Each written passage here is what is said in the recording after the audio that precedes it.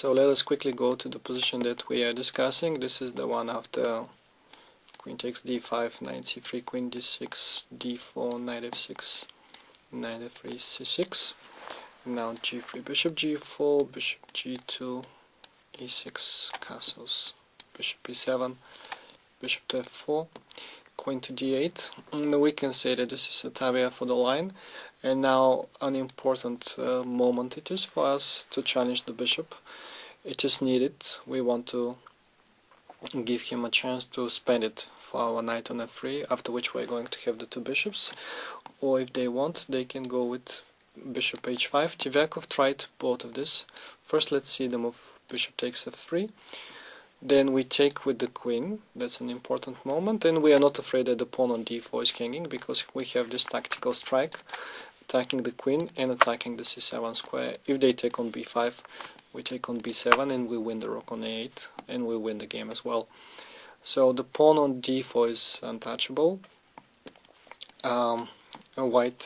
Black needs to play, he just needs to finish the development, say with castling, and then we use the same plan that we have just seen, the advance of the pawns in the center with c4 and d5 in a good moment. But there is one additional thing which Sochko showed in his game against Tverkov. Knight e2, knight e7, he pushed c4, that was okay, we were expecting this one. After rook e8 he also played the move g4.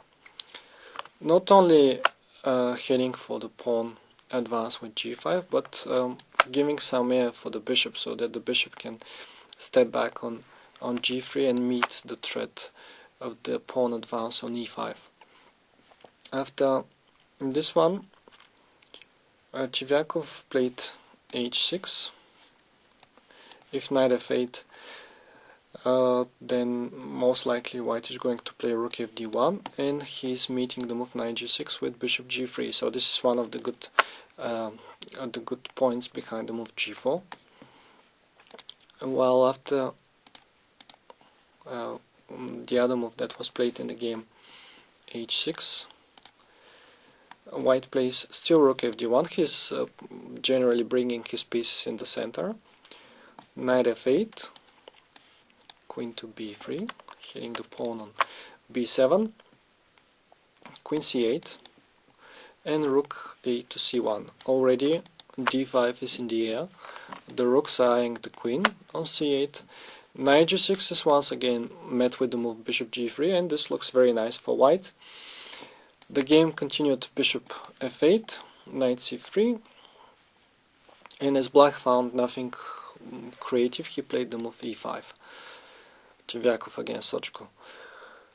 Now Sochko played d5, and at the end he managed to win a very fine game. It was double-edged though, and there were some unclear moments.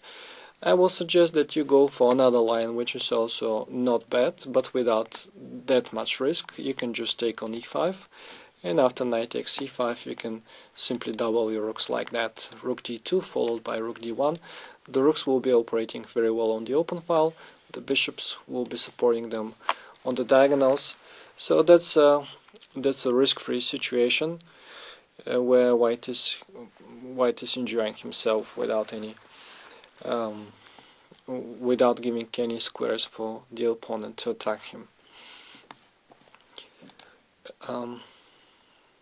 Okay, so besides this move, taking on f3, on move number 10, black has also tried bishop h5, and this is another main line, also played by Tverkov himself. He tried it against Baklan and he tried it against Alcina Leal. He scored half point out of these two games. In that case we played g4, bishop g6, and we jumped knight e5. So once again we are heading for the bishop on g6, but we are not sure if we really need to take it, or what is more likely, we want to bring our piece in the center. Black has tried knight b to d7 and knight f to d7. Knight b d7 was the first try. I think it was the second try by Tverkov, sorry.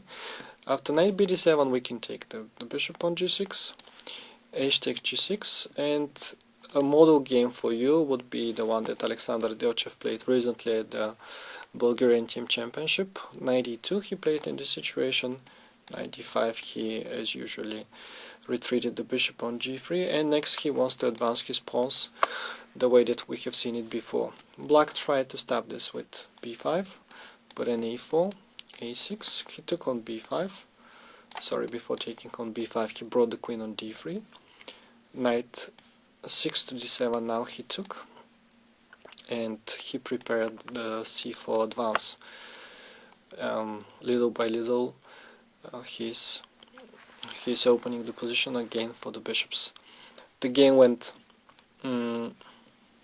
queen first castled, b3, queen d7, c4, knight b4, queen c3, rooks were traded.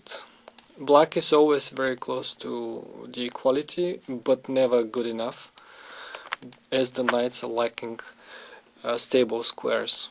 That's the most important thing in the position. And after rook a8 in this position, rook takes a8, the knight had to go to an ugly square on a8. Now white started to play against that knight. He played c5, then queen a5, and basically his idea is that a move like knight a7, a to c7 can be answered queen to a7. The threat is to take on d5 and to win the knight on c7. And if bishop d8, queen b7, black is completely paralyzed. He doesn't really have anything to do, while white can improve his position by bringing the knight on e5. This is one idea. Well, there are other ideas as well, but this is the one that I see clearly at the moment. While what happened in the game was knight d5, after knight d5, queen e5, black played queen b7, and this also gave great advantage for white after the unexpected trade of this knight for the beautiful bishop. But the knight itself was also a very good piece, and the knight on a8 is very, very ugly. White went on to win this after king g2, king f8, and the knight jumped to b4 or to e5 to attack the pawn on c6, and white has large advantage. One more thing about that position: instead of knight b d7, knight f to d7 has been tried. After knight f to d7, I will suggest that we still take on g6, knight g6, h takes g6, and that's also a slight advantage for white in the game Matsea against Tvyakov. Knight e4 was the course of this game, knight f6, and now instead of the move knight c5, which was played and which actually allowed Tvyakov to even win later on, he was more creative than Matsea. I think that knight takes f6 is a better move.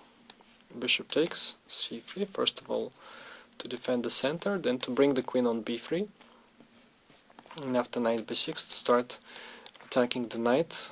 The good way to attack a knight is to use the corner pawns in most of the cases. So after e5, knight d5 and bishop g3, white is having a slight but nice advantage. And once again, the familiar ideas are working. White wants to play c4 and d5 to open the position and to reach the d5 square, or just to clear the diagonal for his bishop. So again, I think that white is having better chances.